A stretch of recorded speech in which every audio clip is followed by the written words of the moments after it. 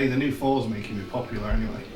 From what's it? Oh right, yeah. Someone at work says you're the Thor, and I was like, what? And he sent me a picture. I was like, cool, 1 foot big legs.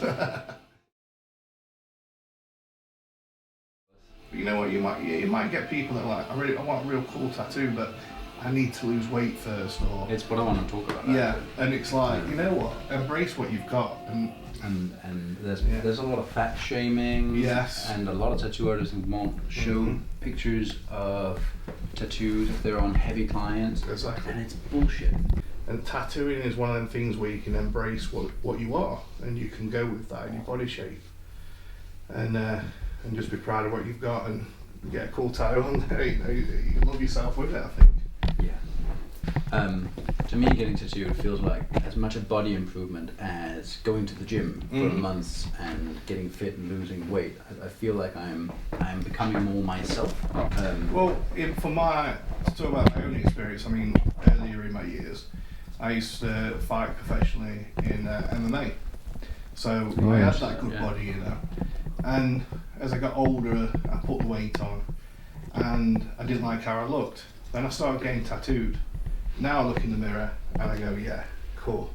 You know? Yeah. And it doesn't matter because I've got cool tattoos.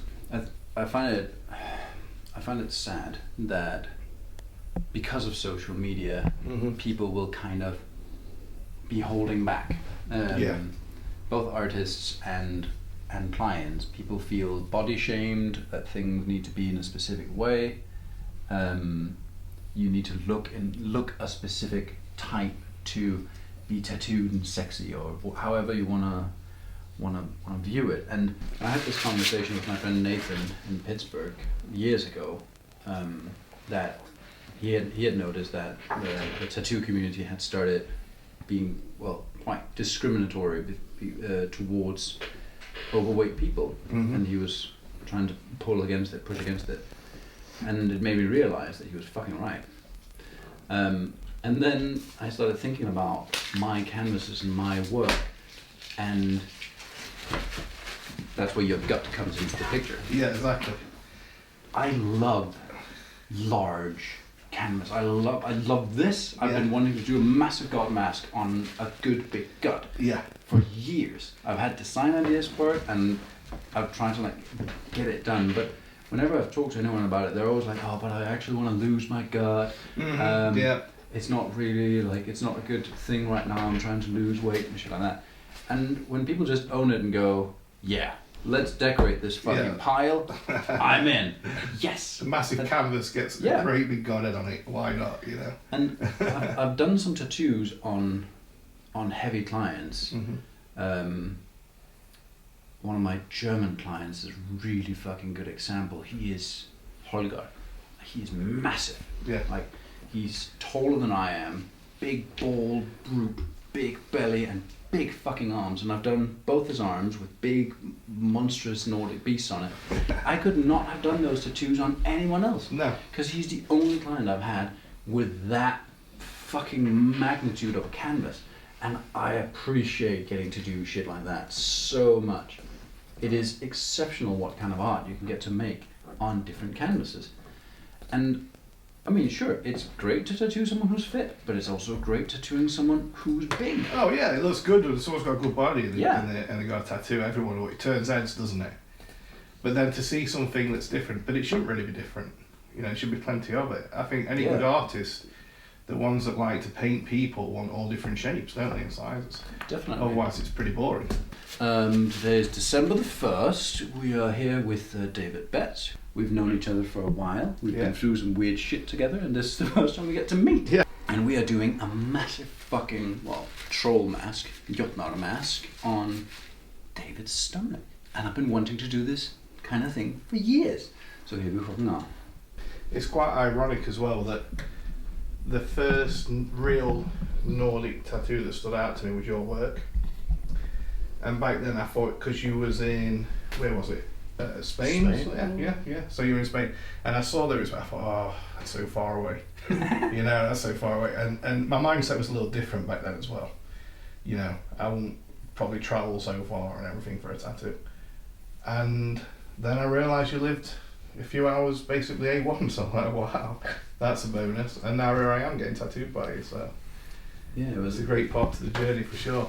Where was you based? You was somewhere I was around. on Nottingham Hill Road Uh-huh. when I was like 18, 19, kind of living in a falling apart house, working for Games Workshop. It was strange days. And what was you actually doing for them? So what was it like, the designs for the... So Lord of the Rings was the thing at the time, Mhm. and Games Workshop had nailed a contract with New Line Cinema to produce a sort of like Magic the Gathering game, but with figurines, so like hero clicks, if you know. Right, what I mean. yeah. So they had most of the miniatures sculpted. My friend Tu was sculpting some of them, and we got hired to do the color coding for the mass production of them. And this was before the movies were actually out, so we got to spend loads of time in a little room that was locked with code and key, with pictures from the movie that weren't released yet. Wow. Staring at like all these bits and pieces. We had like samples of wig hair from Galadriel and all sorts of crazy shit. We had pictures of the Ents before anyone had any idea what they were going to look like. It was amazing. And we spent our days either at Games Workshop or at home freelancing for them, basically just mixing paints and color coding these fucking figurines. Wow. And they were then sent off for approval of New Line. If it was main characters, they were sent to be approved by the actors as well, because they had this right to say yes or no. Liv Tyler was terrible. Took like Really? 30 some tries to get her right. I don't think I'm surprised, to be honest. I don't know much about it, but yeah, I could picture that. We didn't expect that. Let's put it that way. But anyways, it was strange days. We couldn't get a bank account. We couldn't get a place to live because we didn't have a bank account. We couldn't get the bank account because we didn't have a place to live. We were making loads of money because we were working fuckloads for Games Workshop, being very productive. And in the end, I finally managed to convince a bank, NatWest I think, to give us a bank account because I had a check for like £13,000 in hand, and I was like, I don't know where to put this. Yeah. Do you want to give me an account? And they were like, okay. And I know that you moved into tattooing, and how did that actual journey work of going into tattooing? You know what?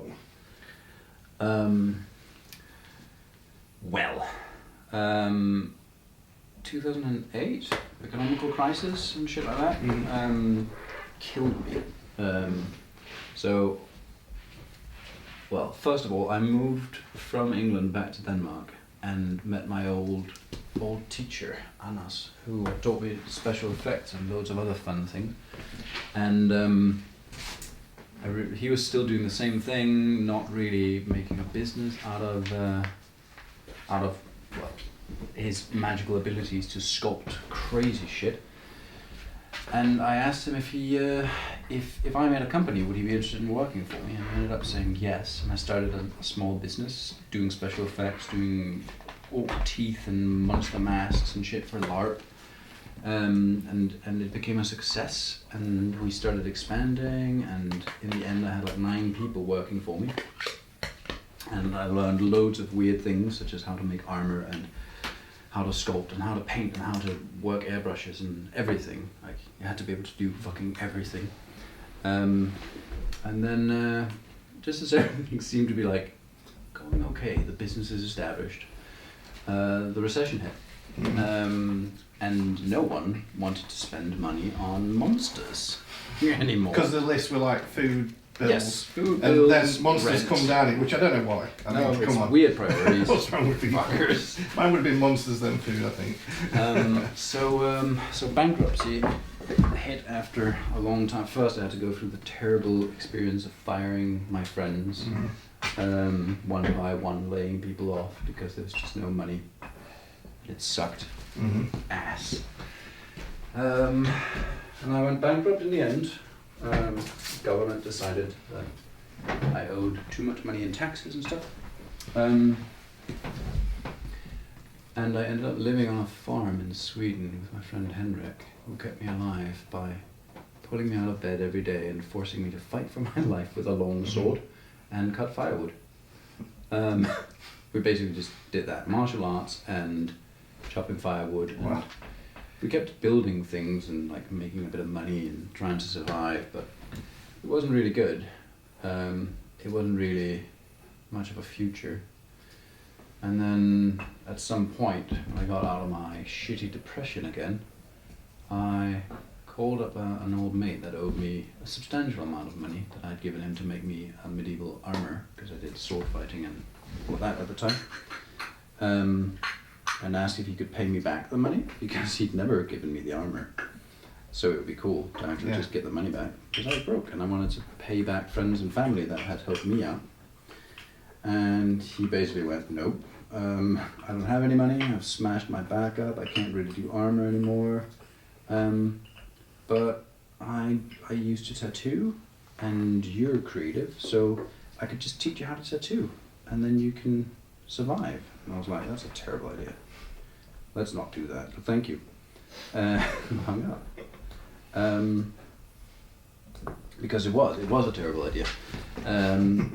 Like letting me near people with my creativity and a tattoo machine seemed like a fucking terrifying concept.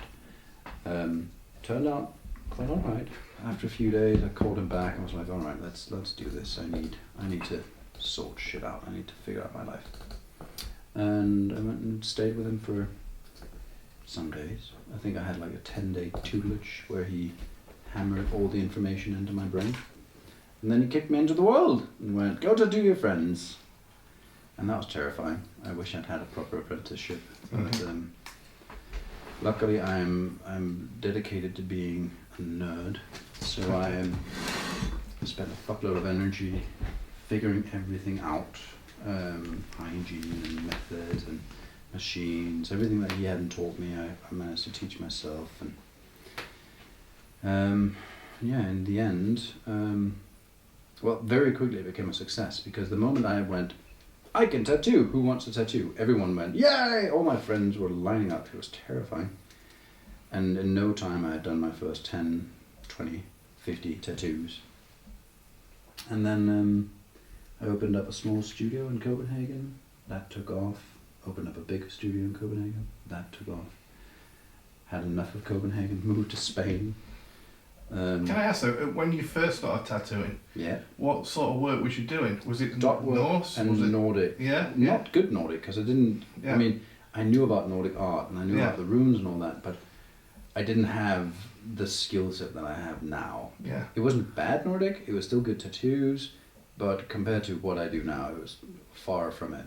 I'm sure I can dig out some pictures that Hay would. Would you say you work as well with like Games Workshop? Because obviously Lord of the Rings and that kind of thing. It definitely. It comes from Norse mythology, doesn't it? Like it's got that influence. Would you say that sort of helped you along that way as well? With that sort of, did you evolve with that? And that's anything creative I've ever done definitely had an impact. Yeah. In many ways, luckily.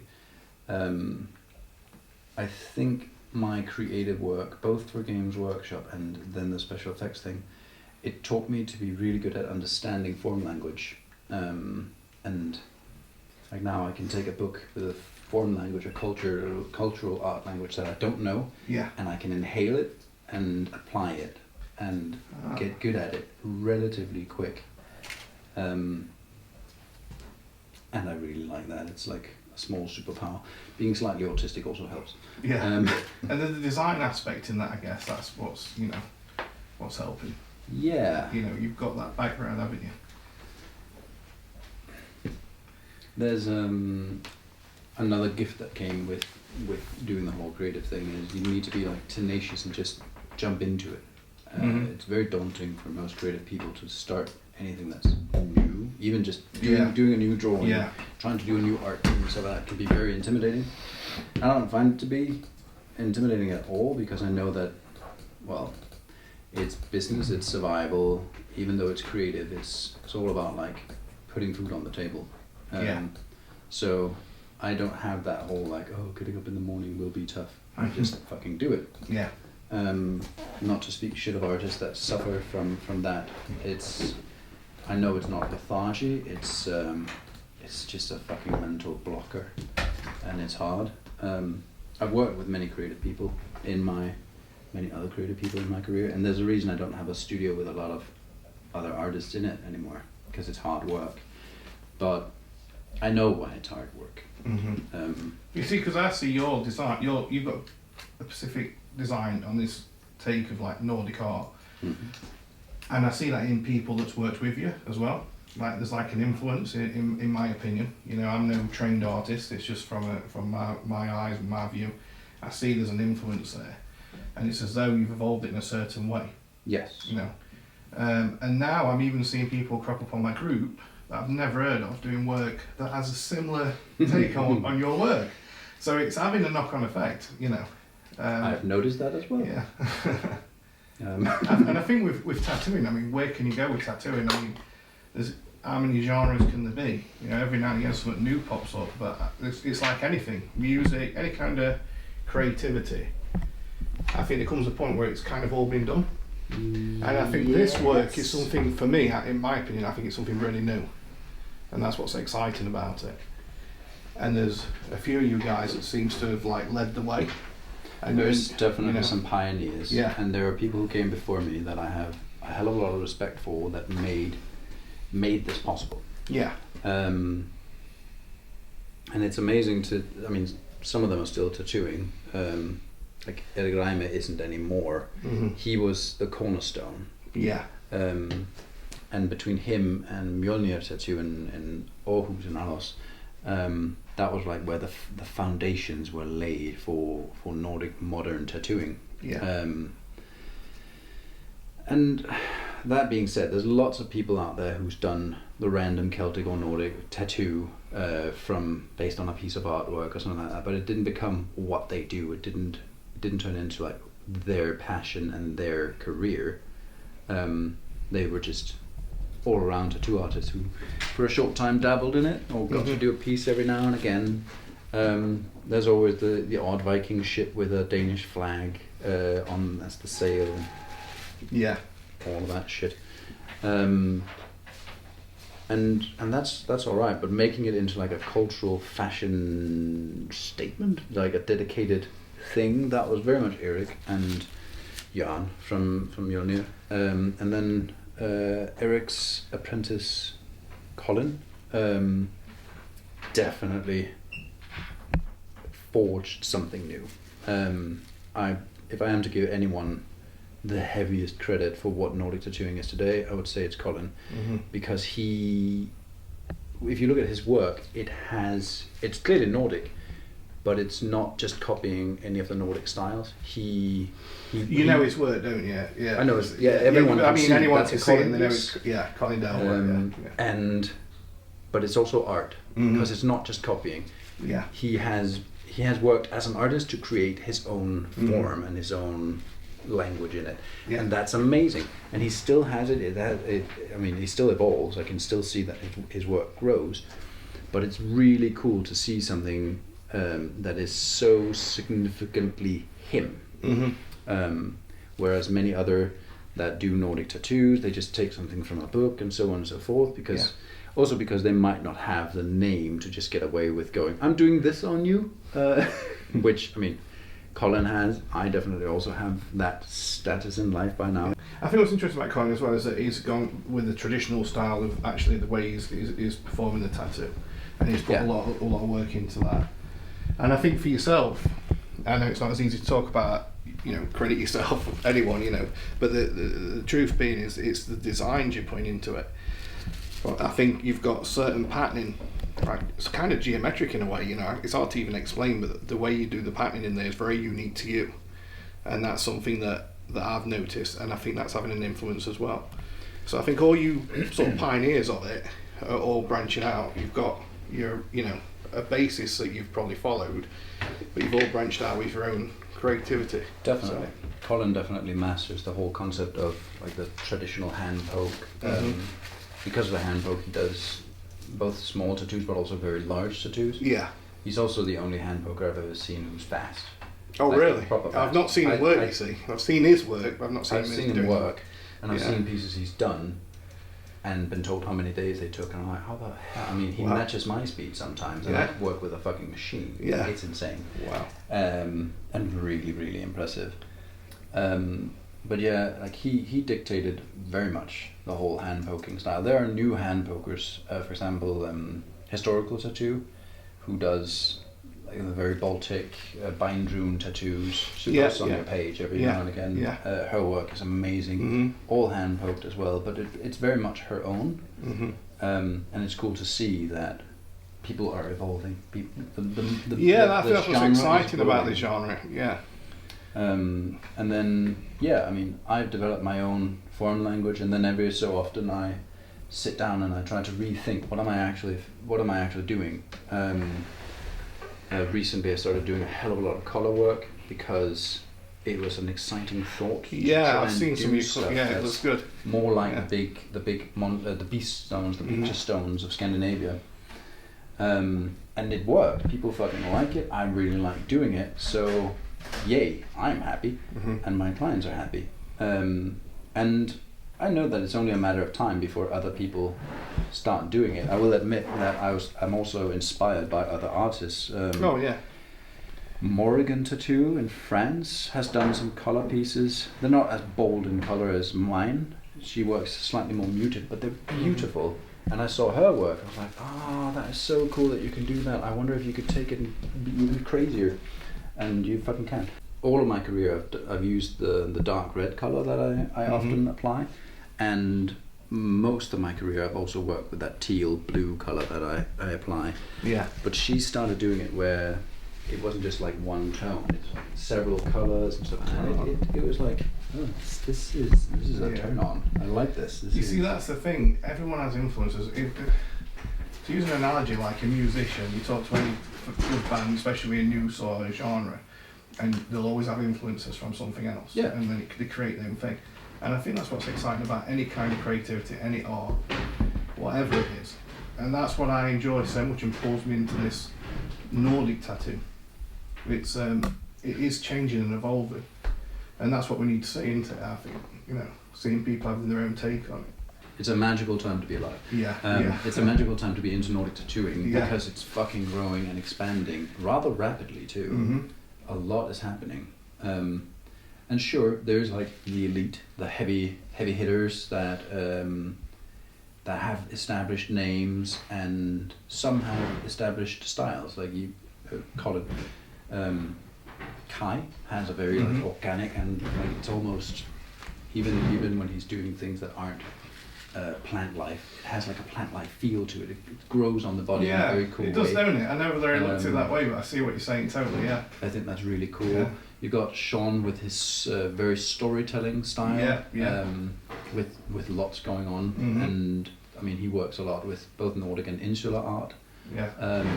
We can keep going. The list is very long. Yeah. Probably should some session just sit down and not to leave anyone out. But it's just to point out a few, isn't it, that are taking it in their own style and their own way. And basically manipulating the original Nordic styles, the 7 Nordic styles, plus all the insular art and so on, and making it into their own.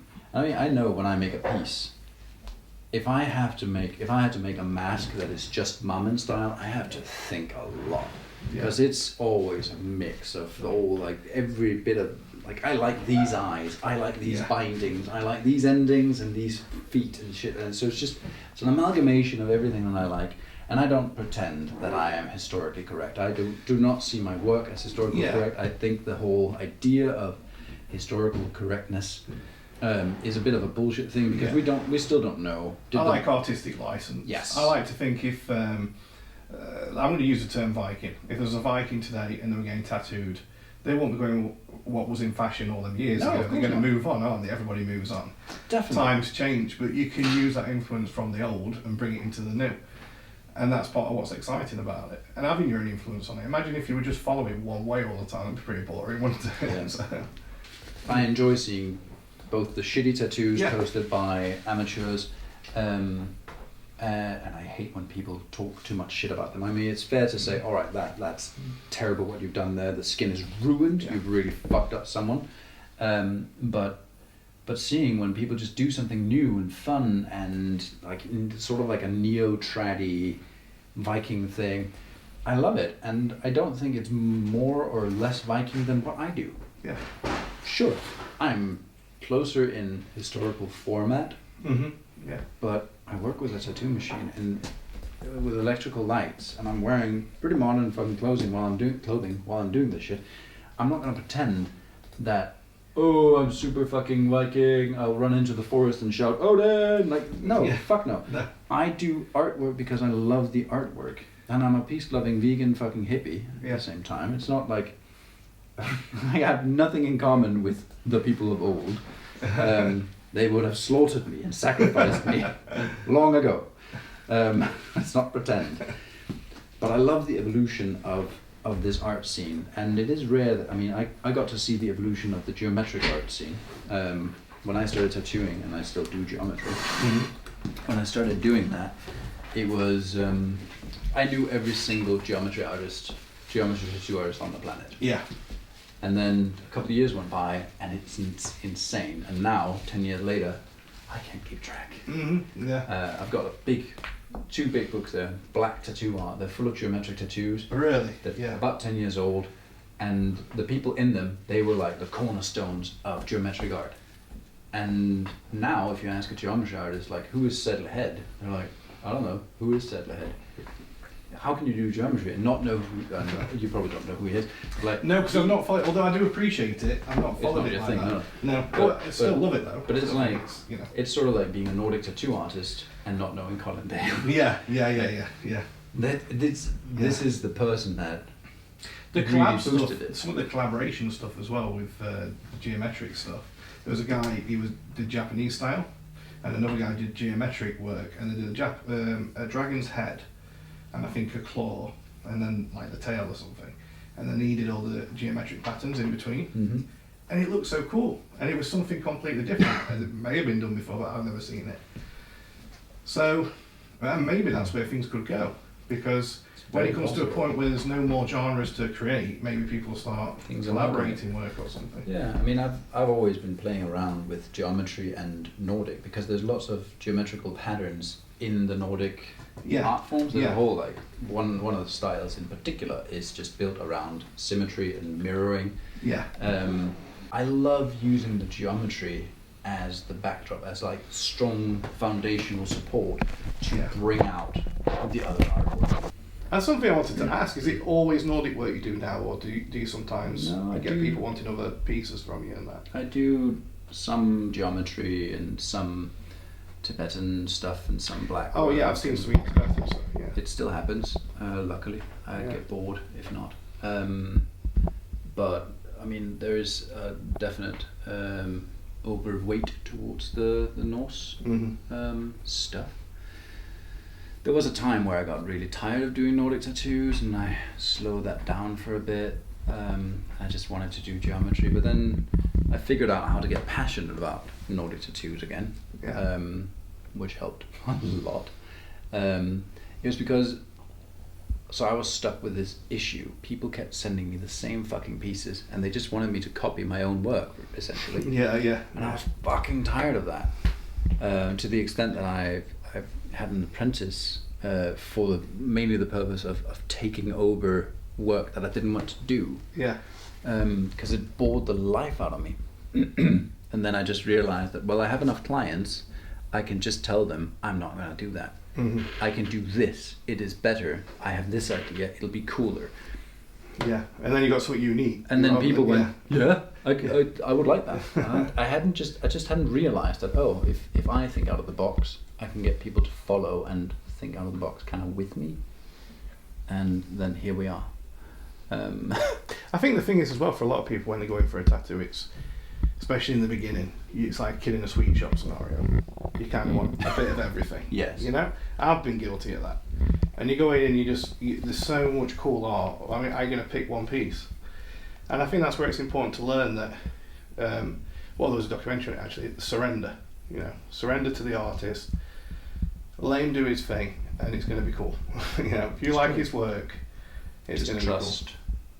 Yeah. That is true. And as tattoo artists, we are specialized. We know, hopefully, we know what the fuck we're doing. Yeah. And it should also be. I think it is a heavy responsibility to have upon you. But as a tattoo artist, you are marking people's skin for life. You should carry that responsibility with respect and a measure of dignity. Don't fuck people up just because you didn't want to do exactly what they wanted. Yeah. If someone walks in and they want something that you don't actually want to do, you should have the backbone to say, no thank you, it's not what I do. And that can feel dangerous to many tattoo artists. They might not feel that they can afford turning down business, but that's just how it is. Like, don't tattoo people with shit that you don't want to actually tattoo. And in turn, clients shouldn't be demanding tattoo artists to do things that they don't want to do. Yeah. I think in turn it pays off, because I think, like anything, you should be following a passion and love rather than, the paycheck. Yeah. I know we need money to survive, but I think if you're just following a passion, that comes. Yeah, the money will come in anything. Definitely. Definitely, yeah. What was the first tattoo you got yourself? The first tattoo I got, I still have. Yeah. It is a Tiva's rune right here. Oh yeah. And I had a Thor's rune on the other hand, which has since been covered 3 times. Yeah. That one didn't do me much good, but it used to be that you put the Tiva's rune on ships and swords and stuff like that to keep them in permanence. So since my right hand is where I make my living, I had that added, and that was the first tattoo I had done. And that's something you never wanted to cover up. You still wanted to be part of that work. I'm definitely keeping that one. And then I had Kai hand poke a type of sun cross on my upper back. My family's it's not a shield because my family is not fancy. We did not have a shield. It's sort of a symbol that my family has on gravestones and way markers and stuff like that. I come from a line of Scandinavian gypsies. Yeah. Like the lowest caste of society, basically. So what's Scandinavian gypsy then? Because I don't know much about this. They're called raka. Yeah. They're gone now. It's in the past. And they didn't fare very well at all, actually. They always ended up being like the outcast, nightmen. There's lots of like dark traditions around them. Like if you were drinking, the only people that would drink with a hangman would be the raka. Oh, really? And so there was an old law in Denmark that if anyone came to a pub, you had to serve them, minimally you had to serve them water. But all taverns and inns used to keep their cups. If they had a cup that got chipped, they would keep it, because whenever a raka came by and you had to give them water, you could then throw the cup on the fire afterwards. Because they were filthy. That's really interesting. It's like there's some kind of racism from them times, isn't it? It definitely really is. It's not like that. That's what it was. Wow, I never knew about that. They looked different. Yeah. Than everyone else. Was it Origin of Scandinavian then, or was it from a different? It's a bit tricky to say because there's not enough DNA left to really pinpoint it. The theory is that they were related to people from the Balkans. Right. Like quite a lot of Albanian and what are they called? I don't remember the regional names anymore. But my wife's from Lithuania, and you get like gypsies there from that part of the world, so it might be some kind of connection still. But they tend to be Romani gypsies. So the gypsy lineages are quite different. I think there's 5 or 6 families, I don't remember, and saying things that I'm not an expert on, I hate it. Yeah. But yeah, there's different types in different parts of the world. The Romani gypsies is the biggest one. Yeah. And over here we have got the Irish travellers and all of that. But yeah, the heritage from my mother's side of the family is these social outcasts. And when my mother had mapped out our family tree and all these things, I tricked her into paying a tattoo for me. Yeah. because I really wanted a sun cross, and since it was a sun cross, it was like, oh, I'll do this. My mum will probably not like it, and she will at the same time really like it. She still doesn't think that I should get more tattoos. That's interesting. I wanted to ask this because I think anyone who's really into tattoos, it's interesting what their parents think. I think so. So, when you first got into tattoos and obviously it's become a career, what did your parents think then and what do they think now? Well, every time I've seen my mum, she always goes, "That's enough now. Don't. My mum's the same. It's good. What you've got is fine. It's very pretty, but no more tattoos, please." And my dad just doesn't really like tattoos. Luckily, I have support from my aunt. My grandmother thinks my tattoo work is cool. Oh, really? So that helps. Is there an artist in the family? Is there someone you think you've got this from, or an influence or anything? I've always, my dad can do some drawing, but it's a bit of an odd story actually. My granddad was a furniture maker, and I've always thought that if anyone would ever have been like really proud of what I do, it would be him. But he passed many years ago, so I don't know. But my dad once told me that you can't make a living off being an artist. It's great what you do. That's an old school way of thinking. Yeah. Isn't it? I mean, all this drawing and painting, it's cool, but don't expect it to be a way of life. Yeah. And then when I started getting into making things for LARPing and stuff like that, he actually still supported me. Like they paid for materials for me so I could build effects and swords and all these things. So it wasn't like I was completely discouraged, but I was still told, they don't encouraged count you on and supported what you loved and you were passionate about. But yeah, they were giving the advice they thought were right, I suppose. From that generation, it is that way, isn't it? Yeah, and I understand. And today my advice to young creative people would be, don't aim for your creativity to become your source of income, because it might destroy your passion. So it's different, because you can easily turn your creativity into money nowadays, but you can also ruin it for yourself. You know, I think that goes with a lot of hobbies as well. Yeah. I was really into martial arts. I ended up teaching it, and I fell out of love with it for a while. Yeah. But I was passionate about it for about 18, 19 years, and it was my whole life. But when I was doing it and trying to make it a career, it soon become a darker place. You know. Yeah. The moment you have to do bookkeeping for your passion, it's shit. Yeah. But the irony of the story about my dad's advice was that he used to be a lorry driver for Carlsberg delivering beer. Oh yeah. And then they closed down their depot in our area, and he lost his job, and he basically called Carlsberg and said, well, do you have anything else? Because they wanted to transfer him to another town, which was another city that was far away, and he couldn't be bothered to do the drive.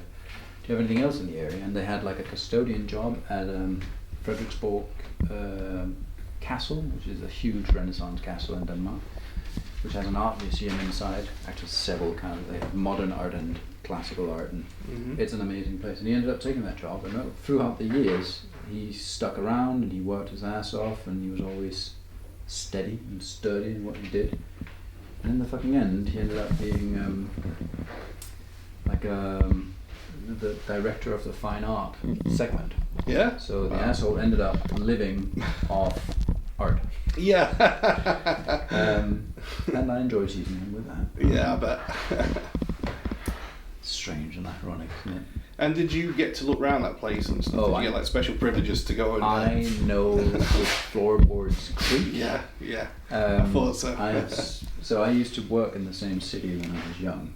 When I started learning special effects, when I was like 15, 16, learning it from this guy Anas that I mentioned earlier. We were in the same city, so when I was done with work and I wanted to go home, I would just catch a ride with my dad, but he was usually done working later than I was. So I would just have time to walk around the castle and just look at paintings. Wow. And talk to tourists. We should tell American tourists off. There's this massive painting in one of the rooms. It's beautiful.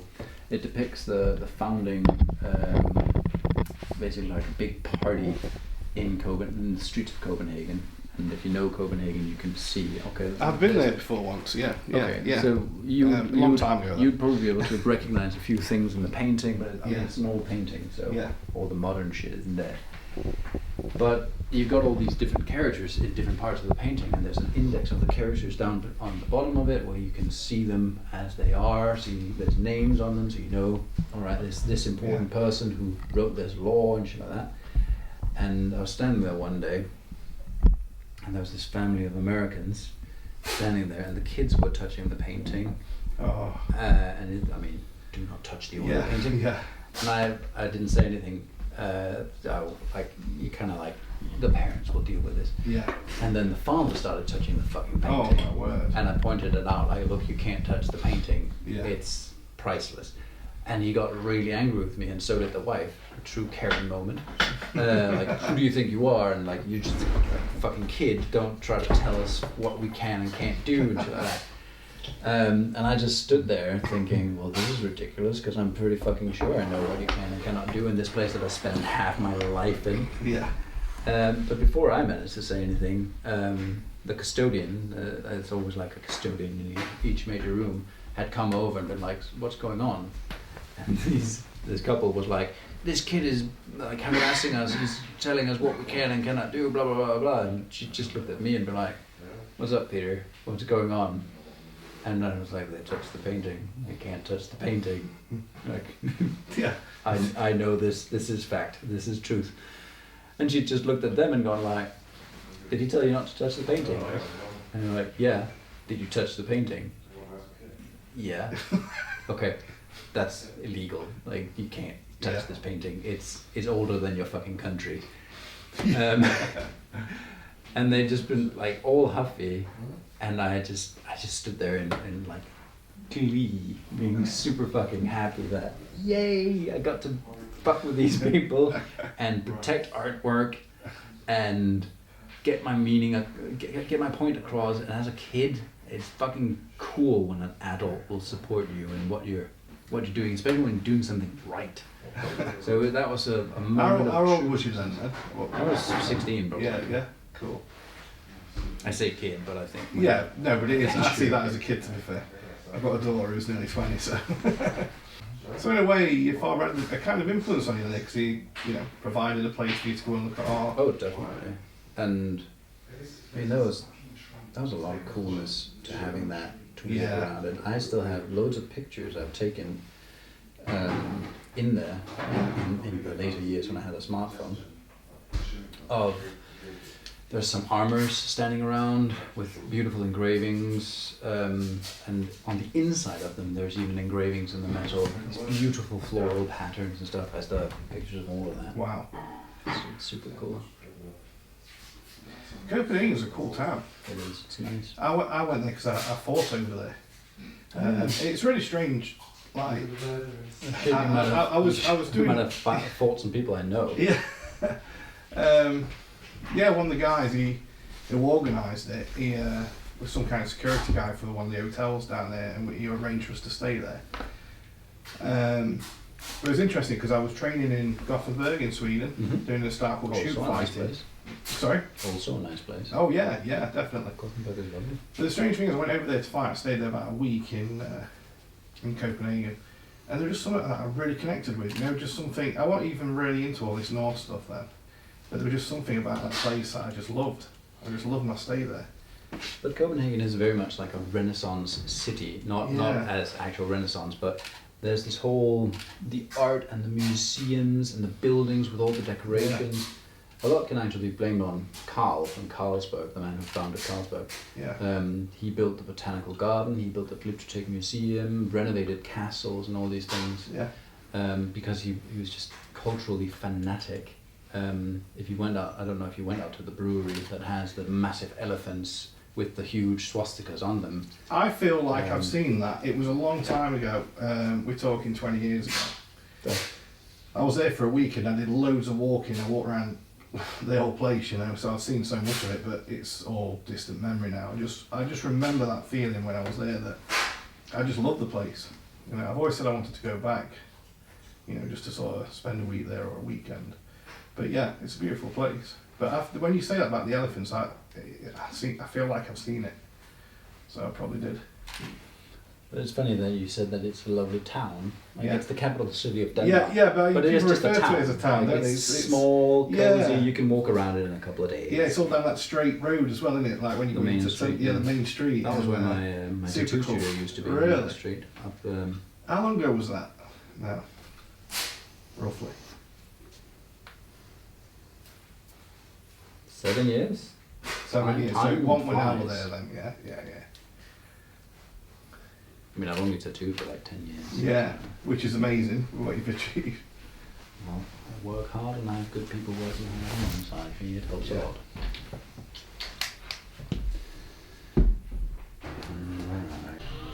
But to me, the Jotnar are old forces of nature. They were most likely gods before the Nordic gods came along. And there's like, there's Ymir, the primordial one. Yeah. But you got Sutur, the fire god. Yeah. Like lava, fire, primal fucking shit. You've got the mother of wolves in the forest, and all these like very old beings with very old powers. And that's kind of what I wanted to work on, like make something that goes in that direction. Yeah. I don't put much stock in Odin and Thor and Tivas, because they are gods of capitalism, if you think about it. They're gods of civilization and kings and money. Mm-hmm. Yeah. Not so much Thor, he's a bit of a brute, but the others, like Tyr, is just like law and order.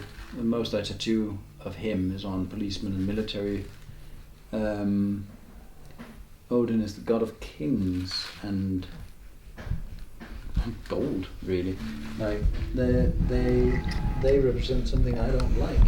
My plan for my life is to get as far away from all of that shit as bloody possible. So these are like the original origins of the gods, if you like. Are these That's like, how I like the see creator them. gods? And there's as well? theories that they were. I mean, humans started out by worshipping fire first. Yeah. Or food, or something, or the stars, the moon, the sun. Like they worshipped the primordial stuff first, and then at some point started verbalizing these things, giving them names. It was no longer just the sun; it became Helios, or whatever. Like they took form, they got characters, there were stories about them, and I think these bastards in Northern Europe were most likely well represented in a pantheon of their own before they were deleted. But their stories did not really survive it as anything but bad guys. Yeah. Because, I mean, the Nordic gods needed antagonists. Mm-hmm. And this is it. This is their enemies. They were made into the bad guys of the story.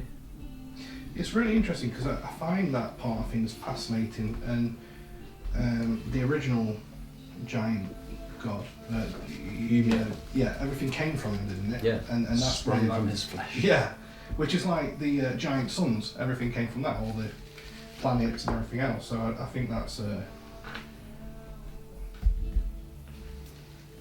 quite an accurate description of the beginning of time, if you like. And you've got these. I mean. You got these character descriptions of beings that are so much more powerful than the gods themselves. I mean, Odin himself had to steal magic to obtain that power, and he stole it from the Jotun, who knew it. They know it from birth. They're born with that power, and I think it's. I mean, it's a bit of an interesting schism. You have the burial of Balder, where they build a ship so large that no one, not even Thor, can push it into the sea. And they call across the land for someone to come and push it into the sea for its last journey. And Hyrrokin comes riding in. She's one of like the primordial wolf mothers.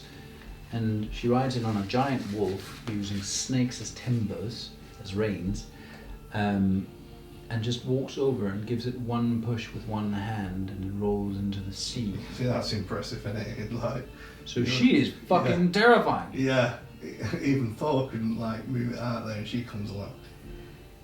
There's one version of the story where Thor is just out travelling, which makes no sense. Baldur is his kin, so why would he not have come home for the burial? But other versions where he is there, he's just not strong enough. Did you ever see the Midnight Gospel with Duncan Trussell? No. It was on Netflix, and they had Damien on there. And what they did is he interviewed Duncan Trussell's an interesting character. He's like really into like psychedelics and stuff like that, you know. And he's a comedian, and he was interviewing various sort of celebrities, but about like life, and one of his episodes he had Damien on. And then what they did is the guy who does, I'm trying to think what it's called now. There's a cartoon. What's it called? I can't think of his name now. But anyway, this famous artist like did a cartoon sketch for all of the audio, and made each series, and they called it the Midnight Gospel. And it's fantastic. Cool. In fact, there's a scene where he's talking to his mum, and his mum died of cancer, and she was dead when they made it, and they animated it all, and I was crying. It's so beautiful. Sounds cool and yeah, intense. Yeah, yeah.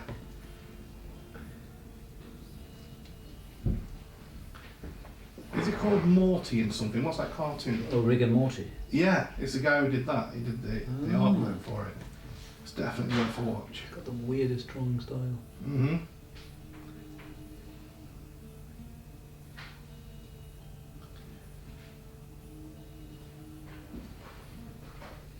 I think Damien's character, animated, was a fish in a bowl with a human's body or something. So, you know, you can imagine what it's like. So you have the page on Facebook called Nordic Tattoo, just to get back to that. And why did you start that? Well, I had... what's wrong with you? Yeah, what's wrong with me is a good question. My phone was full of images of Nordic tattoos, and it was filling up a lot of space, to be fair. And so originally I thought, well, if I was actually looking for a Nordic tattoo group, at the time I couldn't find anything, so I decided to create one, and the images I had I shared, and then I started looking into who the artists were because I wanted to give credit. And then through that, I started to ask you guys, speak to you guys, and ask, you know, is it okay to have these great images on this page? And that's really the motivation for it. And as time went on, members were joining, and you know, I also wanted to sort of show people what good looked like, what a good Nordic tattoo was. And also I'd started having that work myself. You know, my reasoning really, personally for having this kind of work is, I wanted I was looking for a genre of tattoo. You know, there's so many great things out there. I was a bit like a kid in a sweet shop. And then I started to discover this work. In fact, there was a fighter called Joachim Madsen, an MMA fighter, and he had a sleeve done. And that's the first ever image of anything like this I saw. So I had it in my mind, I wanted something like that.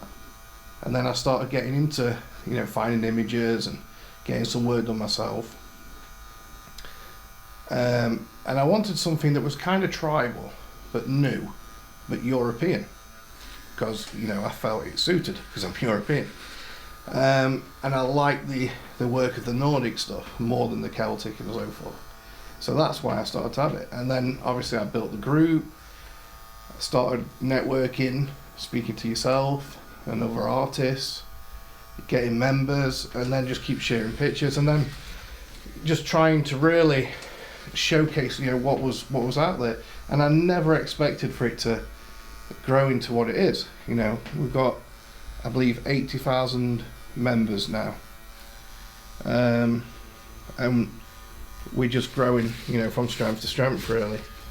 And I think where I'd like to take it now is, I want this group to be something that maybe we can interact with members a bit more, you know, have some, maybe like things like what we're doing now, where we're talking, discussing things and showcasing this to us members, and just building on that. And what I also realise is there's a lot of interesting stories behind this work as well, like how it come about, how you guys got into this, and I think it's a story that needs to be told. So this is really where we wanted to take it next, and showcase this to everybody. But yeah, that's pretty much how it started. A lot of members share the work that they're getting, which is really cool. You know, there's some unknown artists to us that are now appearing as well, doing some great work. And then there's the top tier guys that we already know. So I think the old genre's growing as well, which is interesting. Yeah. It's very interesting to, I mean, especially on your page, to see how sometimes new people join and they join with an interesting angle and cool pictures or cool ideas and questions. And then lots of the time you just see people joining who has the exact same questions as everyone else has had. Yeah. And they don't even bother to scroll for a second. They just post their fucking question. Yeah. It's amazing that the internet generation is so lazy sometimes. But at the same time, it's an amazing hub for people with this interest. I think Yeah. it's really cool. And you know, I've set things up in the album section in there, where I put various top artists with the contacts, so people can see where to find you all. I think it's important that, you know, I'm getting to show this great work off, but to give credit where credit's due. And I just like, for my group, I'd like for people probably to utilise that a little more. Go into the albums, learn about the artists, you know, because it's important, and to recognise the work, because every artist has their own individual take on it, and I'd like to see more of that. So that's something that, if I put a message out there to all my members, would be to, you know, do a bit of legwork, look at the albums, look at the artists, try and learn, have a bit of fun with it, you know, see if you can spot a piece, or even a piece that might have been influenced by somebody. Can you make an auto message for new members? Because it might make sense if you had like a frequently asked questions page or something like that. Yeah. So whenever people join, they automatically get like a, go check this out before you start rolling around. That would be great, yeah. I mean, you can put, I think, one post at the top of the page. Yeah. You know, we've had that a bit people ignore. And we've had a bit of conflict on there. So some of us we put more of the rules and stuff on there. But yeah, it'd be great to encourage people and to put that message out there. And you know, I've tried to screenshot as well to show how to utilise things. We used to have topics. Topics were a great tool on Facebook, but they've changed it now. It's become more of an hashtag. Oh. And that's why I focus more with the albums. But you know, I need to grow something I need to do is I need to grow the albums more, you know, put more artists in there. But I put like the top guys in there, and the more well known, and then, you know, as people are coming up as well, I'd like to give them the platform and to put them on there. But then also they're the ones that need it. Yeah. So. But also encourage my members to scroll through that, you know, and to see, because everyone's got different tastes, and people can find the artists that they like the best, you know. And I think that's fun.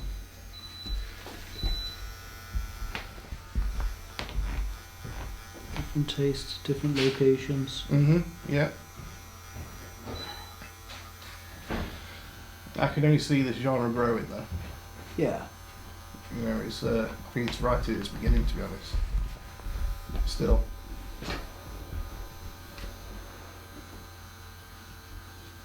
Well, I'm sure as hell trying to do everything I can to pry it open to make it accessible to as many artists and clients as possible. I really dislike the whole Nordic elitism of like, if you're not Scandinavian, you can't get a Viking tattoo. Yeah. Okay, fuck off. Well, then that's most of the genre's done, isn't it? Yes, it's true. But yeah.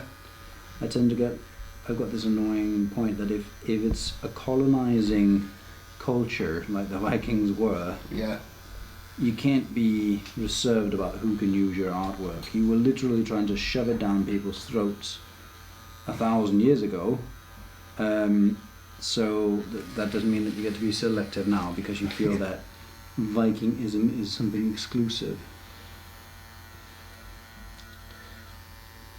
And that's the thing, it's, you know, if anything, I think it's a compliment to any culture if people are enjoying their art. Definitely. I think you should be very careful about like taking from minority and abused cultures, but from like a majority culture like white Scandinavia, white wealthy Scandinavia, I'm like, yeah, take whatever. Speaking as a Danish person, like, you want to use it? Yeah. Have at it. You probably fucked over your country at some point in history anyways. It's the least you can do. Yeah, it's the least you can do. It's giving back time. And the interesting thing is, guess what? You don't have to have Scandinavian DNA to get a cool tattoo, do you? Yeah. I mean, anyone can have one. If it looks good, it looks good. Yeah, I used to really like Japanese work, and I'm not Japanese. I like the work, I like the art, and I've discovered this, and it's great to see how it's growing, and there's a community growing with it. The knowledge is dragging behind a little bit.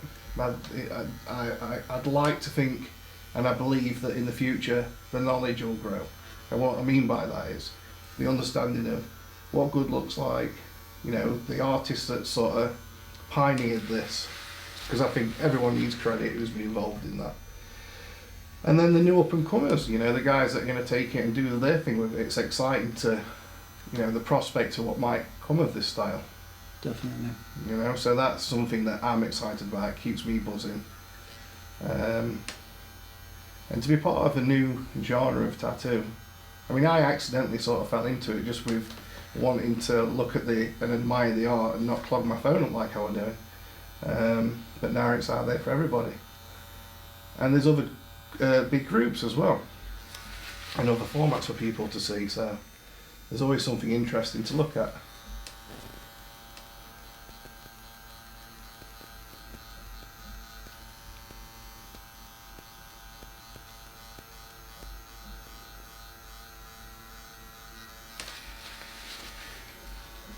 It'd be nice to see opportunities for people globally as well, you know, to get the work done.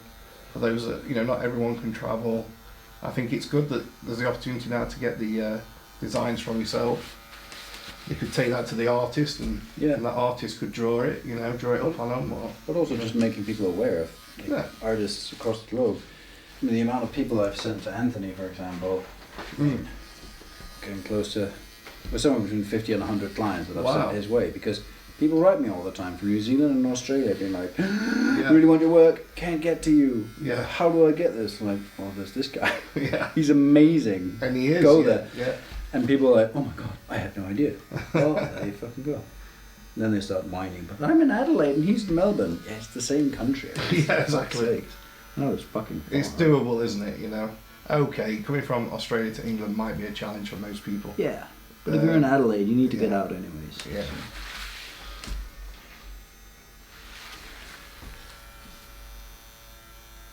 Sorry to everyone from Adelaide who's watching this. And who would you recommend from the States, from America? It's Rory Keating from Old Crow. I think it's the short name. Yeah. Or it changed, I don't remember. Anyways, Rory and Megan Halvorsen from she has Valhall Varor or something.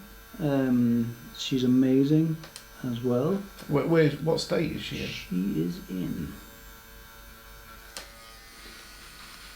We'll put a link in the video. Yeah, put you on the spot there. But Minnesota. No, not Minnesota. Uh-huh. Oklahoma? No.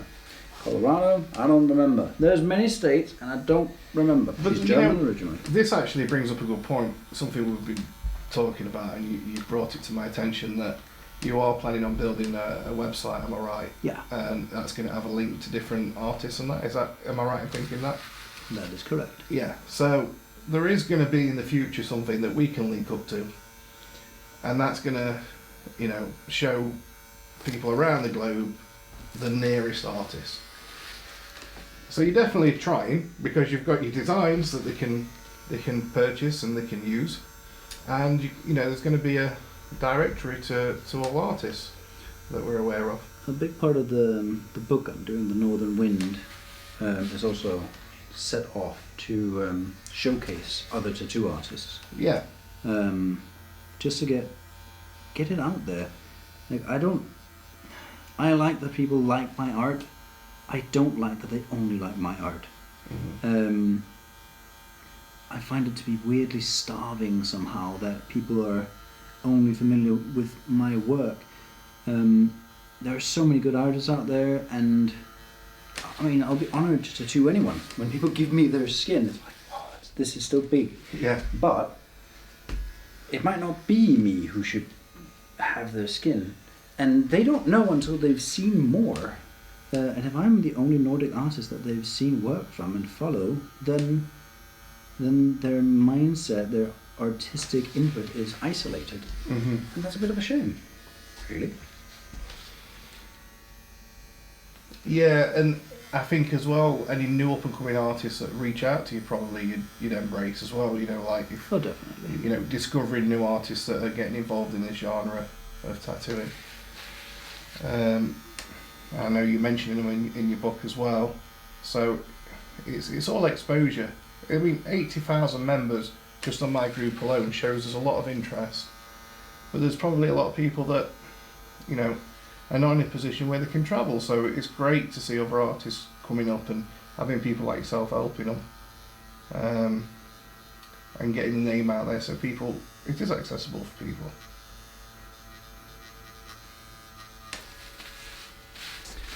Yeah, and people just need to be afraid of stop being afraid of this whole like.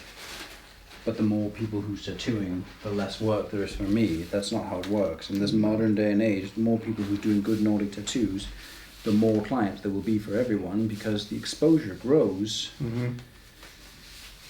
And it's all about, well, building community and upping the quality and making sure there's less shitty tattoos in the world that needs to be covered. And new content brings more and new Fresh interest, ideas. doesn't it? So, yeah. Right, I need to turn you around. Okay.